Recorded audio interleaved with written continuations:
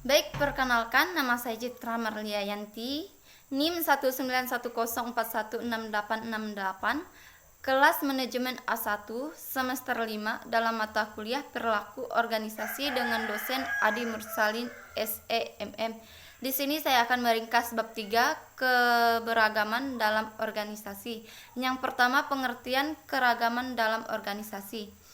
Keragaman organisasi adalah masalah yang semakin menjadi pokok pembicaraan di banyak bisnis, khususnya di Departemen Sumber Daya Manusia. Meskipun beberapa manajer mungkin merasa diwajibkan untuk menciptakan tenaga kerja yang beragam, yang lain mungkin melihat manfaat strategi dari memiliki berbagai jenis karyawan. Memahami kompleksitas masalah keragaman dapat membantu dalam mengelola tenaga kerja perusahaan. Untuk menjelaskan istilah keragaman, penting untuk dipahami bahwa keragaman secara langsung mempengaruhi tempat kerja dan dengan signifikasi yang semakin meningkat. Istilah keragaman mencangkup pemahaman dan penerimaan fakta bahwa orang memiliki karakteristik individu yang membuat mereka unik satu sama lain, terutama ketika membandingkan individu dalam satu kelompok. Kemudian yang kedua, jenis keragaman dalam organisasi. Sejumlah faktor yang menentukan keanekaragaman yang disebabkan perbedaan individu, yang umumnya dipertimbangkan saat membahas keragaman dalam organisasi. Kemudian yang ketiga, pengelolaan keragaman dalam organisasi. Diversity atau keberagaman dapat ditemukan di banyak tempat kerja dan organisasi dalam negeri dan global, dan manajer di tempat-tempat kerja tentunya mencari cara untuk menghargai dan mengembangkan keberagaman itu. Mengelola keragaman di tempat kerja menghadirkan serangkaian tantangan unik bagi para pengelola profesional. Tantangan ini dapat dikurangi jika organisasi melakukan upaya bersama untuk mendorong lingkungan yang lebih heterogen dengan mempromosikan budaya toleransi, komunikasi terbuka, dan menciptakan strategi manajemen konflik untuk mengatasi masalah yang mungkin timbul. Kemudian yang keempat, manfaat keragaman dalam organisasi. Yang pertama, perspektif berbeda menghasilkan hasil lebih baik karena keberagaman di tempat kerja mencangkup beragam karyawan dengan jenis kelamin, usia, latar belakang budaya, keterampilan unik, dan pengalaman yang berbeda.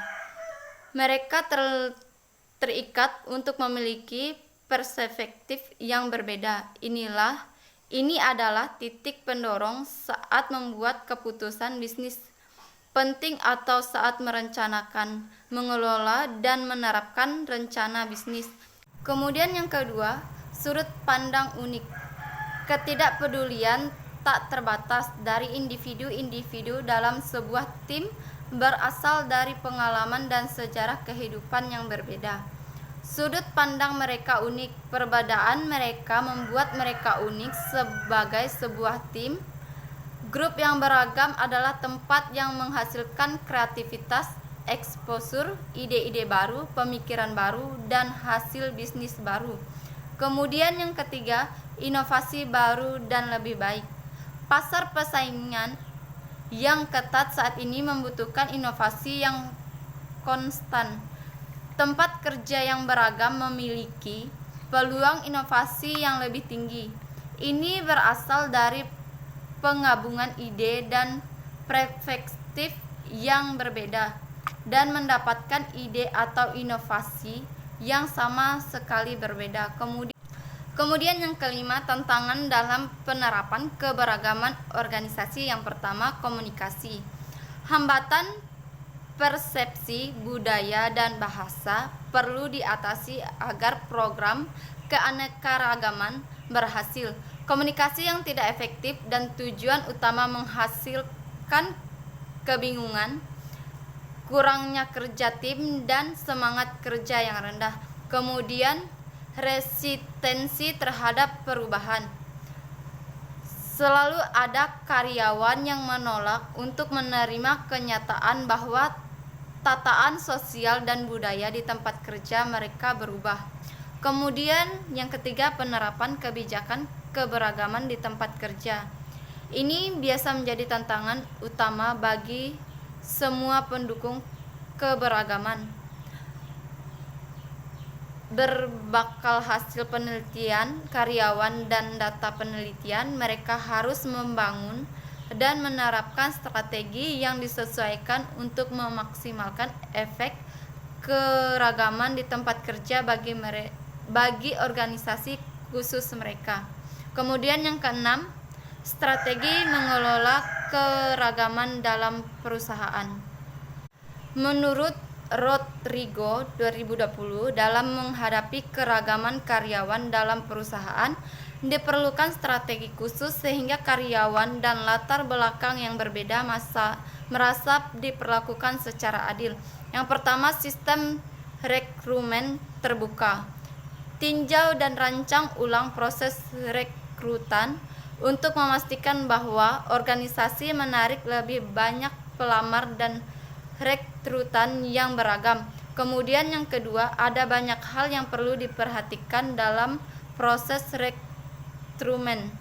Mengelola keragaman dalam rekrutmen berkembang pesat dalam bidang usaha, bidang sumber daya manusia.